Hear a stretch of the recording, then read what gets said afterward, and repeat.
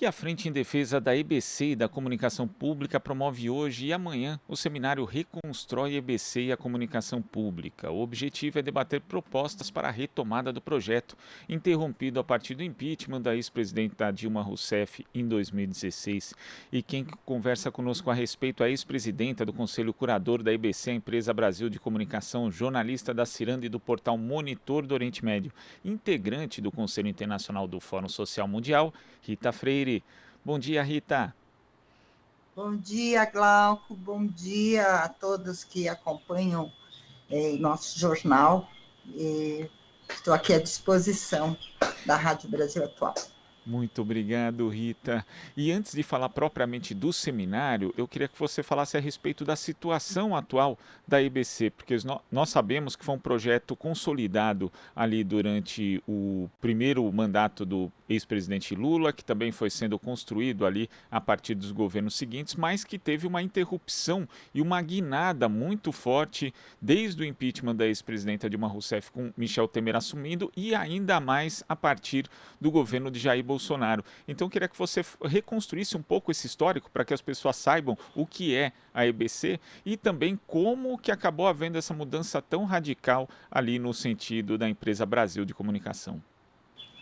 Bom, a EBC, ela representa o cumprimento de um artigo da Constituição que define que o Brasil, a sociedade brasileira, tem direito a uma comunicação pública, uma comunicação que não é determinada pelo mercado, que não é privada, que não depende do financiamento e do interesse de empresas, e também ela não pode ser tutelada pelo governo, ela não está ali para defender os interesses do governo de plantão, ela é da sociedade, ela precisa ter uma gestão com a participação da sociedade, ela precisa ter mecanismos de financiamento e instrumentos de autonomia para fazer aquela comunicação que precisa ser desenvolvida, experimentada ou usada a partir das recomendações da sociedade. Então,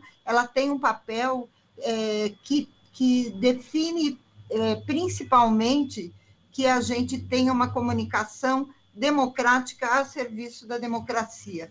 Ela não substitui outras mídias, ela é complementar. E esse serviço da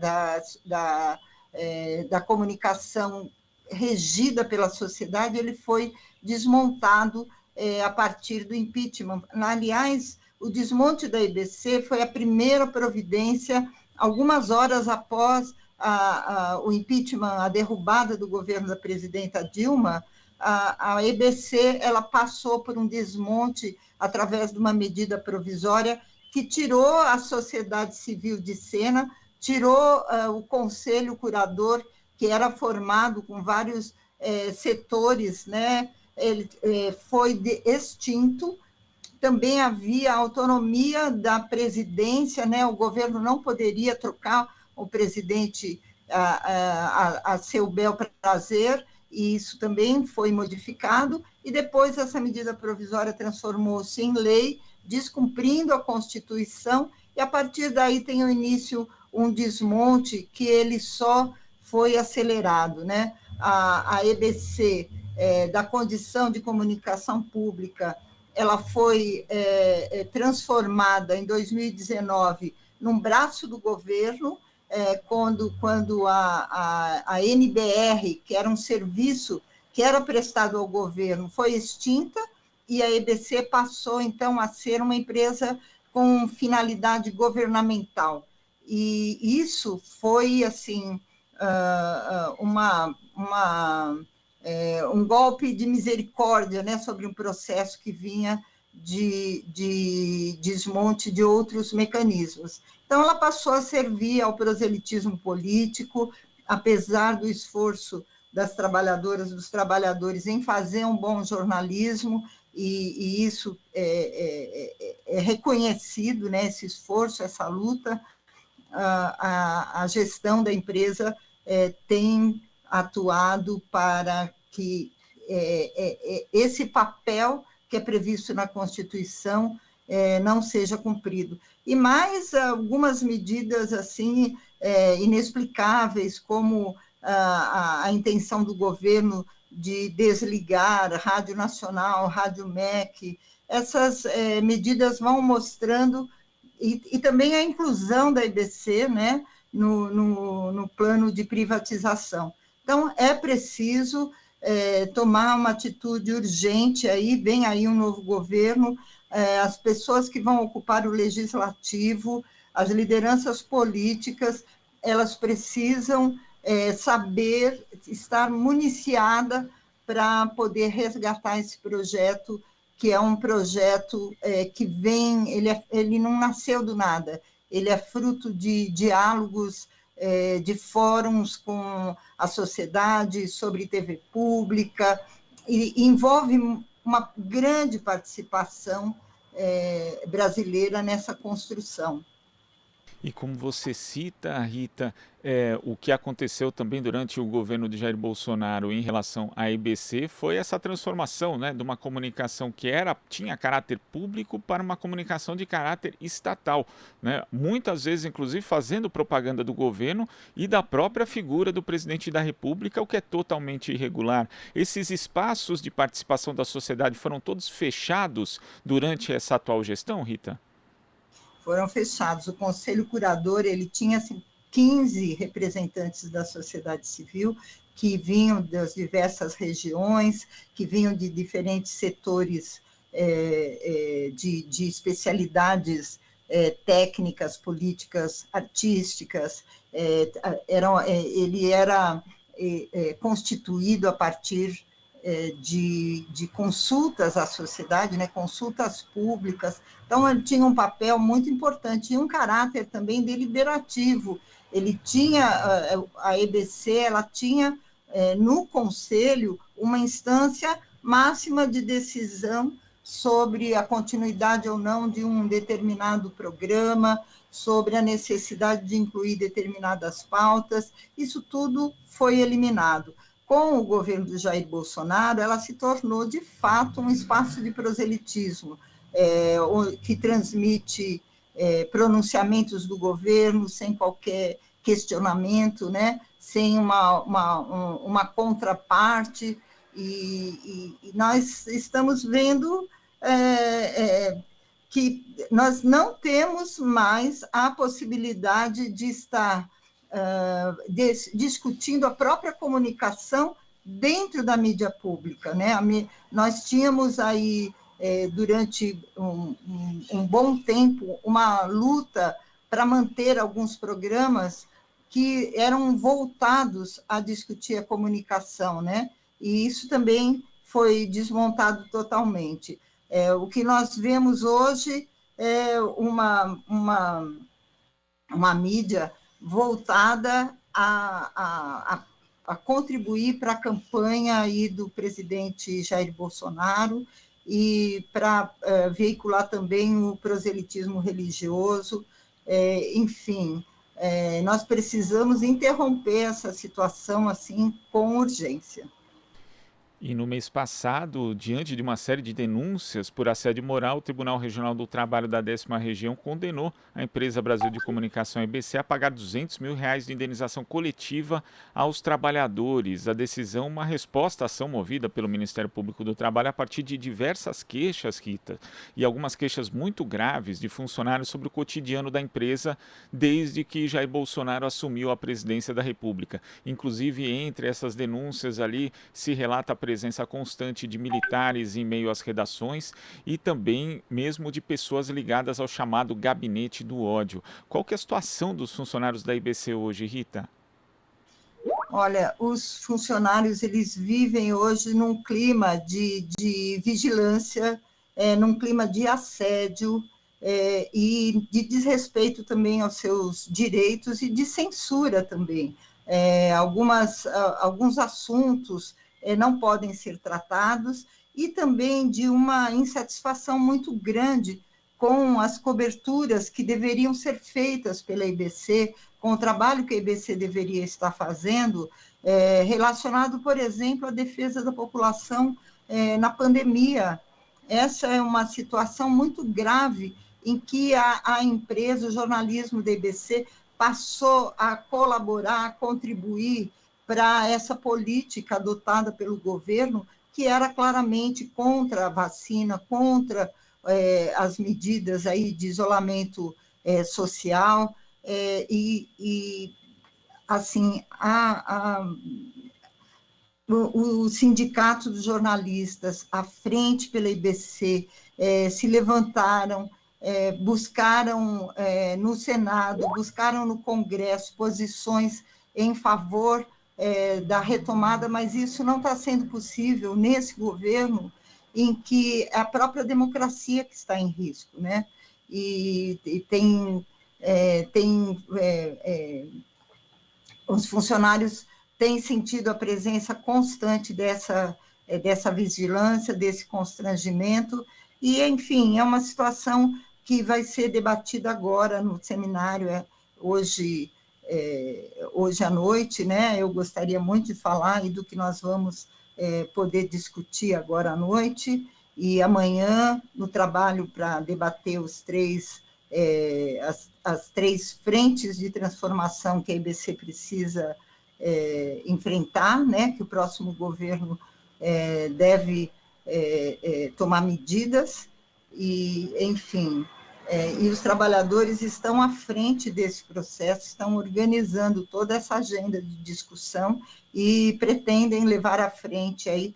Recentemente também venceram uma demanda aí, porque durante a greve os salários foram cortados, se mobilizaram, conseguiram que esses direitos fossem reconhecidos. Enfim, os trabalhadores vivem uma luta constante na IBC e associam também as suas demandas pessoais, aí, suas demandas funcionais, corporativas, com a defesa do projeto de comunicação pública, né? Então, esse governo acaba enfrentando uma resistência considerável, porque não se trata apenas de satisfazer direitos, se trata de enfrentar um corpo de trabalhadores que está preocupado com o projeto e, portanto, está em diálogo permanente com o restante da sociedade. É isso que nos permite aí estar fazendo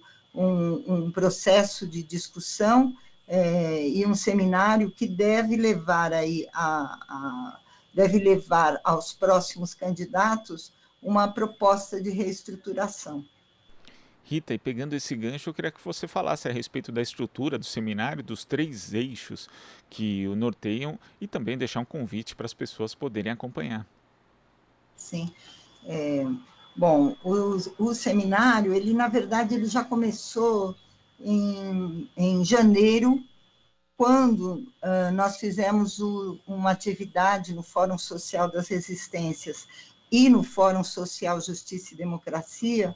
Nós fizemos o lançamento do site da análise e do relatório da Ouvidoria Cidadã. Essa é uma outra iniciativa da sociedade civil, uma ouvidoria cidadã que veio substituir o desmonte da ouvidoria da IBC, né? Hoje, a ouvidoria, que seria uma participação social, ela é utilizada para defender as políticas do governo, então, e da própria gestão da IBC, né?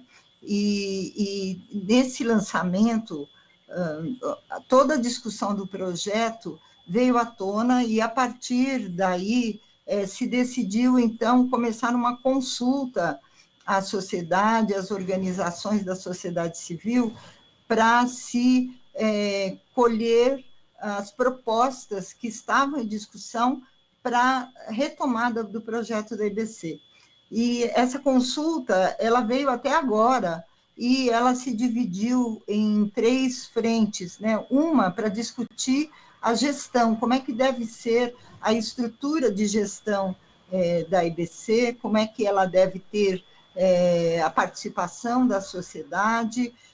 Um segundo eixo trata da diversidade que deve haver na programação e também como a IBC cumpre um papel de articular uma rede nacional de comunicação pública, e um terceiro eixo discute como se mantém a EBC, porque o Estado ele tem um papel aí fundamental de manter a EBC funcionando, e aí eu falo do Estado, não do governo, né? De um direito assegurado pela Constituição, de nós termos aí uma comunicação pública financiada com taxas, enfim, que levem recursos aí do setor privado, das telecomunicações, que levem para financiar rádios e também da publicidade, né? Publicidade é uma parcela da publicidade que é feita na mídia privada, que tudo isso se reverta para manter uma mídia da sociedade, uma mídia pública, um sistema público que não é feito só da IBC, não é feito só de Agência Brasil, de TV Brasil, de Rádio Nacional, de Rádio MEC, ele é feito de uma articulação de mídias regionais também, mídias estatais.Esse financiamento deve contribuir também para essa rede funcionar. E reforçando aqui, o ato de abertura é hoje às 17 horas, Rita? Então, hoje às 17 horas nós temos a participação de pessoas que trazem uma visão de fora, né, da IBC, né? Nós temos a presença da Jurema Werneck, que é da Anistia Internacional, nós estamos falando de direitos aí, né?